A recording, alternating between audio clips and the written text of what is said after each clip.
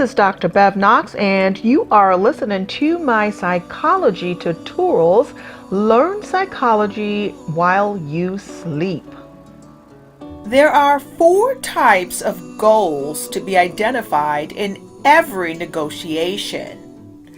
These are gain aspiration goals, G, relationship goals, R, ego issues, I, and process choices, P.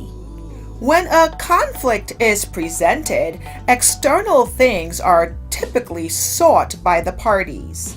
It is helpful to think of these as gain aspirations, the substantive and tangible things sought.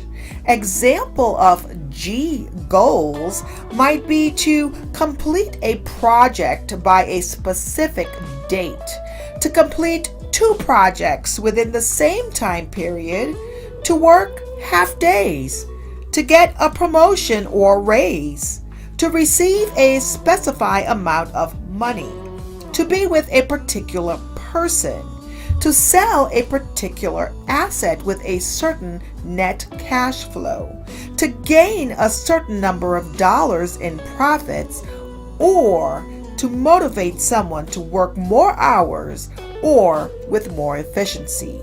Your R goals are your relationship goals.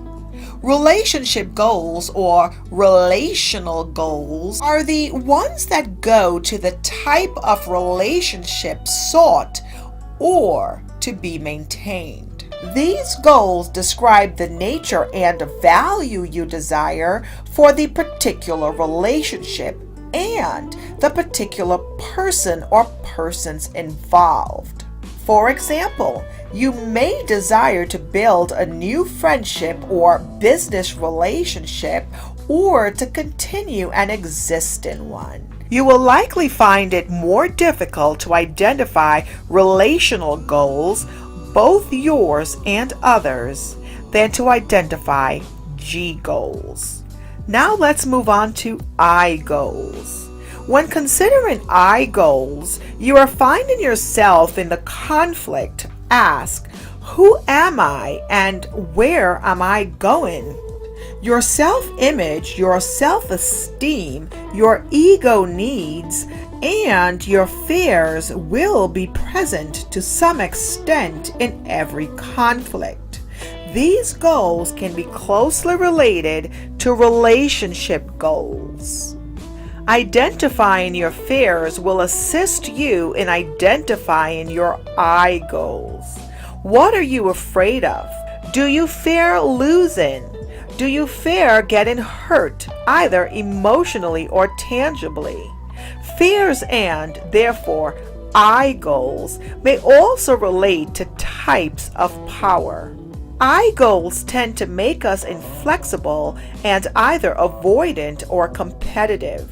In identifying I goals, the challenge is to control your own ego and use the I goals of the other towards constructive ends. Recognize that others need to feel respected and justified. Next, let us move on to process goals. Process goals describe how you want the interaction to proceed. Selection of the appropriate process will be affected by the personalities involved. G goals, R goals, I goals, and the context. The process is important to the interaction in many ways. Process is sometimes more important than the actual tangible outcome. The more parties involved, the greater will be the complexity and number of process choices. It is helpful to identify and rank these goals from the perspective of each party in the conflict. The step of identifying and ranking goals enables you to come to grip, GRIP, with your negotiation challenge. It provides information necessary for the choice and development of appropriate strategies. It also facilitates finding common ground that is critical to collaborating for mutual satisfaction.